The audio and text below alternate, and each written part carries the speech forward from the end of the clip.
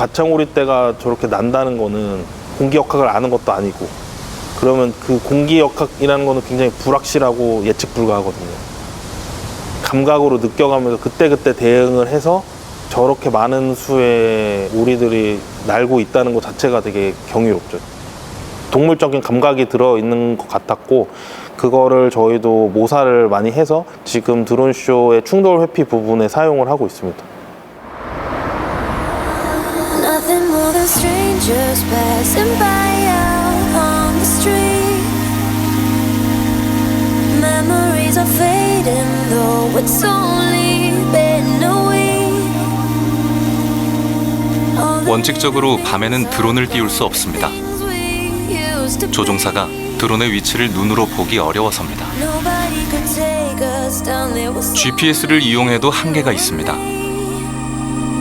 작은 오차 하나가 곧 사고로 이어지기 때문입니다.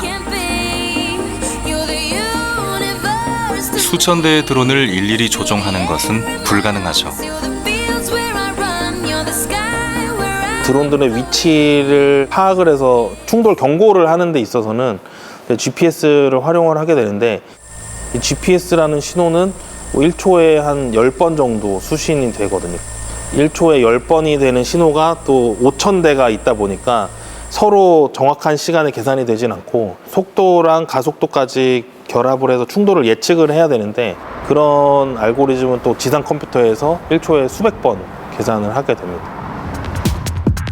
각각의 드론이 움직이며 모양을 만들고 수천 개의 화소가 되어 작품을 만드는 거죠.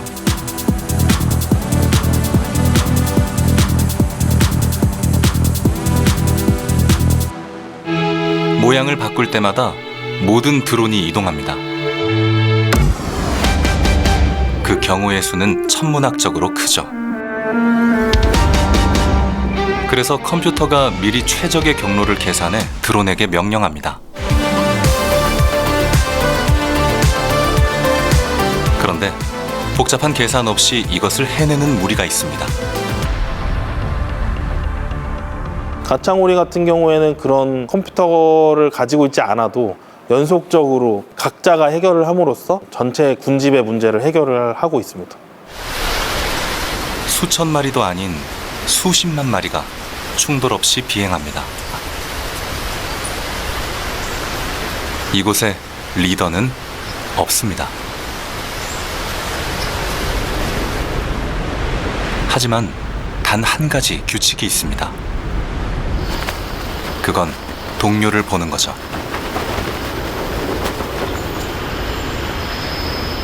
동료를 보며 자신의 위치를 맞춥니다.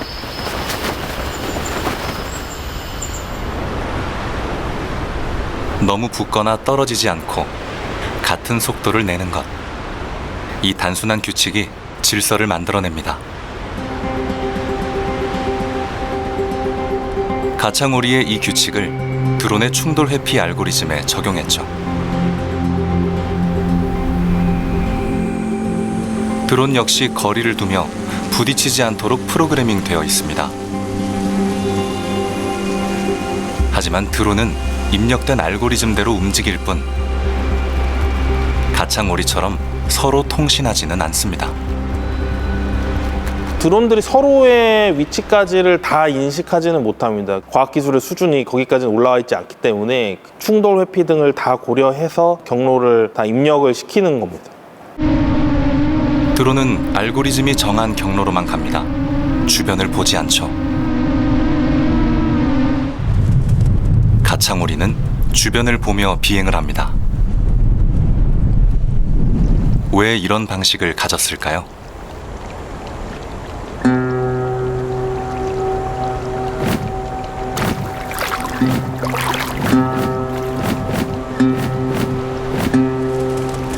평화로웠던 공기의 흐름이 바뀝니다.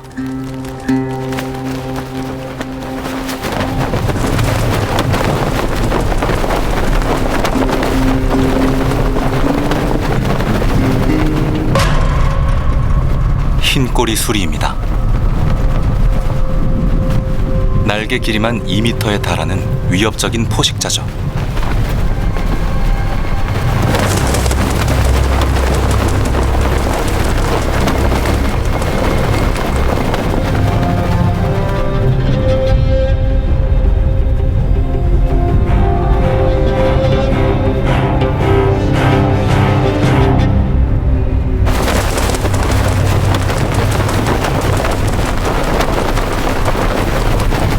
순식간에 퍼지는 공포. 공포의 전달 속도는 약 초속 40m에 달합니다. 수십만 마리가 순식간에 한 몸처럼 동기화됩니다.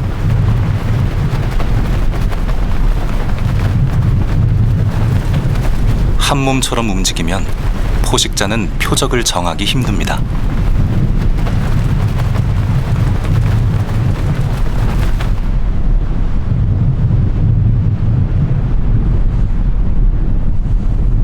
흰꼬리 수리가 작전을 바꿉니다. 사냥에 성공하려면 한 몸 같은 무리를 쪼개야 합니다. 무리를 휘젓는 거죠.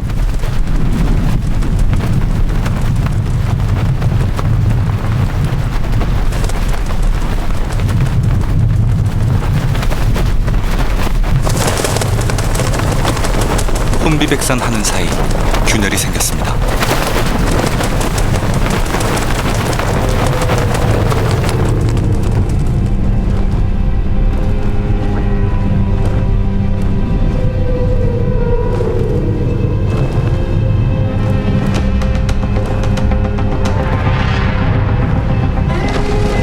군집이 붕괴되며 가창오리 한 마리가 무리에서 떨어졌습니다.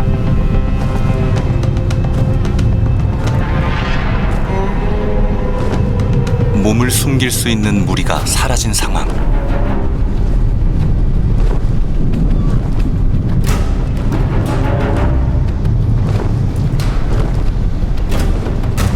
이제 숨을 곳은 차가운 물속뿐입니다.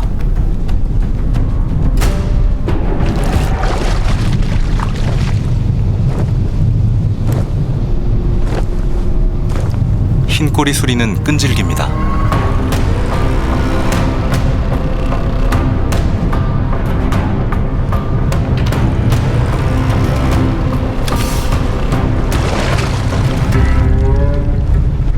가창오리도 끈질깁니다.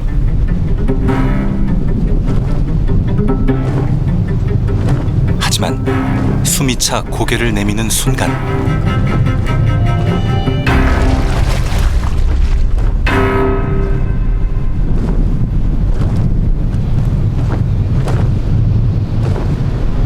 여기저기 부상자가 속출했습니다.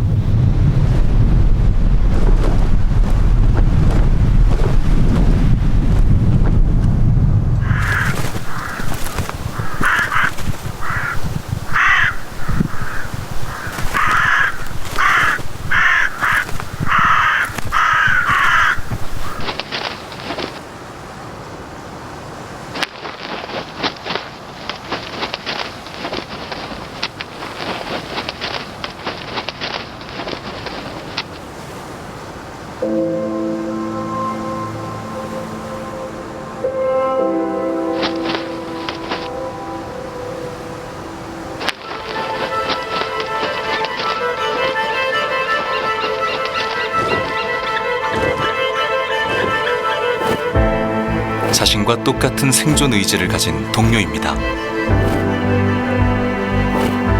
같은 의지를 가진 동료들이 모입니다.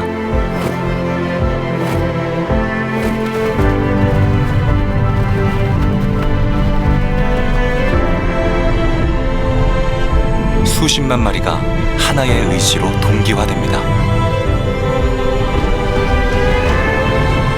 이 순간을 드론이 재현할 수 있을까요? 현재의 통신 기술로는 수천여 대의 드론이 서로 통신을 하는 건 어렵습니다. 왜냐면 너무 복잡하고 또 아직 그런 통신 기술이 그런 수준에는 도달하지 못했고, 가창오리와 같이 각자가 역할을 했을 때 그 목적을 달성하는 거, 군집의 목표를 이뤄내는 거, 이게 이 분야의 성배이고 그것들을 모든 전 세계 연구자가 쫓고 있습니다, 지금. 과학이 따라하고 싶은 자연의 기술, 작은 군집에서도 찾을 수 있습니다.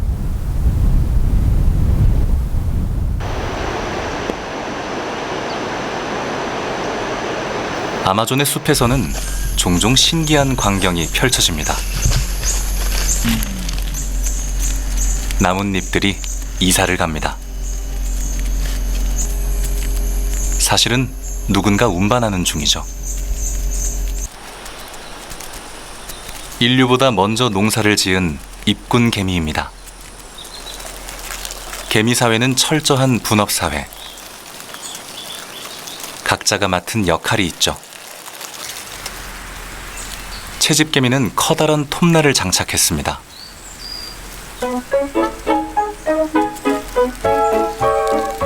자신의 몸을 컴퍼스 삼아 일정한 크기로 재단합니다.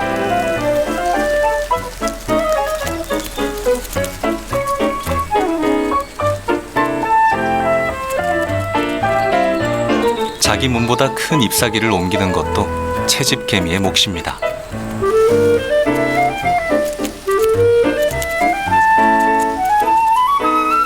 그런데 곳곳에 무임승차한 개미들이 보입니다.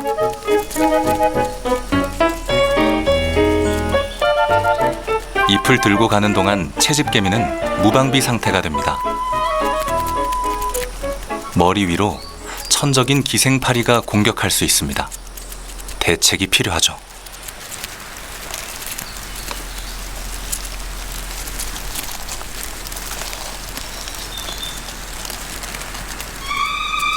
나뭇잎을 다 자를 때까지 기다렸다가 잎사귀에 올라가는 보초개미.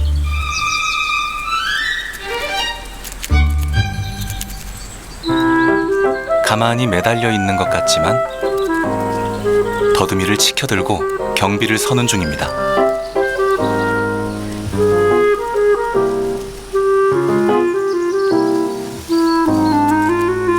사실 나뭇잎은 입군개미의 먹이가 아닙니다. 나뭇잎은 사료입니다. 벽면에 하얗게 핀 버섯균. 가져온 잎을 먹여서 키웠죠. 농부개미가 버섯에서 수확한 당분이 개미들의 진짜 먹이입니다. 개미왕국의 분업 시스템을 본뜬 로봇이 있습니다.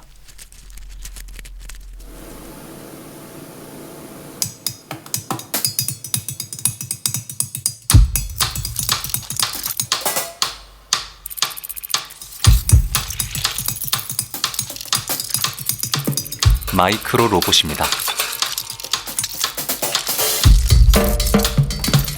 소프트 로봇을 시작하게 됐던 연구 계기 중에 하나가 개미라고 할 수 있겠는데요. 기존의 로봇들이 보통은 하나의 로봇들을 우리가 제어를 해왔는데 다수의 로봇을 통해서 하나의 로봇이 할 수 없었던 큰 일을 이룰 수 있겠다. 자세히 보면 작은 로봇 군단입니다. 하나의 입자는 참깨보다 작습니다. 마이크로 크기죠. 각각의 로봇은 일종의 자석입니다. 외부에서 자기장을 주면 자성을 가진 로봇이 움직이는 거죠.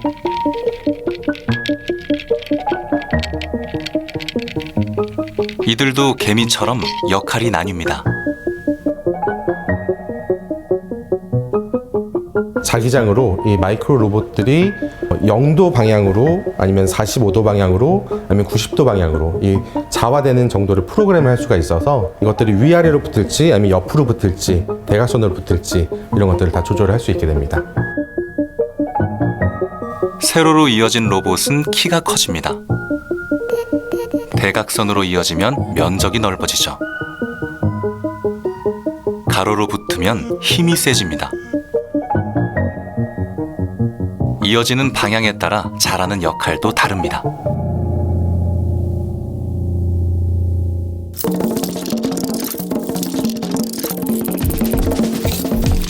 영도 로봇은 무거운 물체 밑으로 파고들어 이동시킵니다.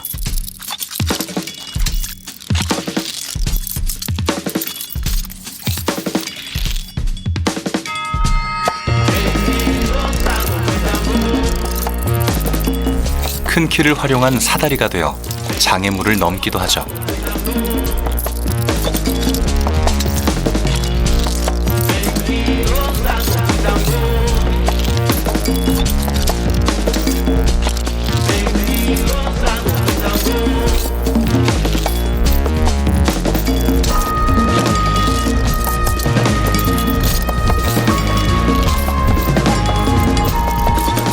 로봇 중에는 특별한 움직임을 보이는 개체도 있습니다.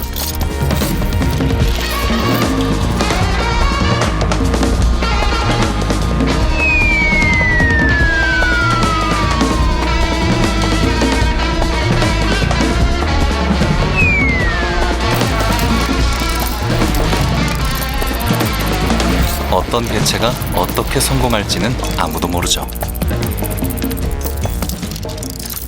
저희가 일일이 다 어떻게 움직일지를 하나하나 조절을 하고 있지는 않습니다. 여러 가지 로봇들이 함께 만나면서 조립이 되면서 어떤 외부 환경이나 장애물을 스스로 극복하고 스스로 문제를 해결하고 있기 때문에 저희는 이것을 마이크로 로봇이라 하고 있고요. 홍수가 나면 불개미는 섬을 만듭니다. 애초에 거창한 전략 같은 건 없습니다. 그저 살기 위해 눈앞의 동료를 붙잡습니다. 살고 싶은 본능이 모여 모두를 살리는 구명보트를 만든 거죠. 불개미의 생존 본능을 따라하기도 했습니다.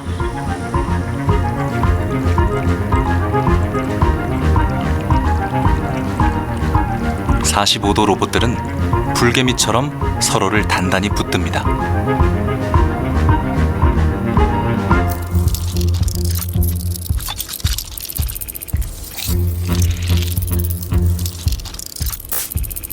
끊어져 있는 전선을 연결하고 다시 뗄 수도 있죠. 마지막으로 90도 로봇들은 가장 힘이 셉니다.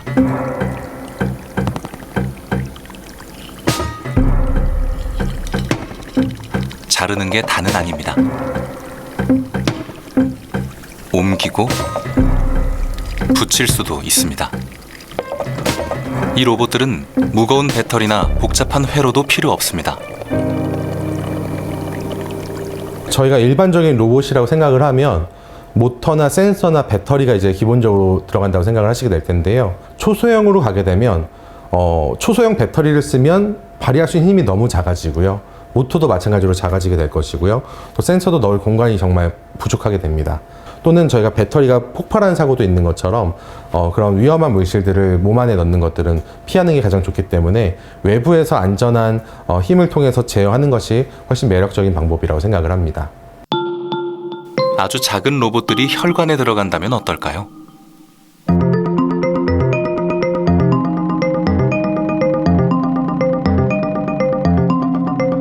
전 세계 사망자 4명 중 1명은 혈전 관련 질환으로 목숨을 잃습니다.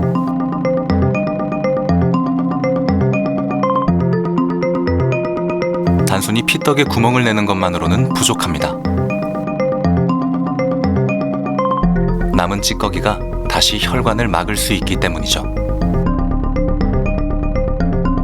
피떡을 떼어 몸 밖으로 옮기는 것도 혈관 청소부의 일입니다. 정말 작고 복잡한 혈관으로 들어가면 현재 의술로는 수술이 불가능한 경우들이 있습니다. 그런데 작은 마이크로 로봇이 들어간다면 현재 의료에서는 힘쓸 수 없는 부분들도 저희가 환자들을 살릴 수 있을 것이다. 그런 것들이 가장 큰 이제 동기가 되고 있고요.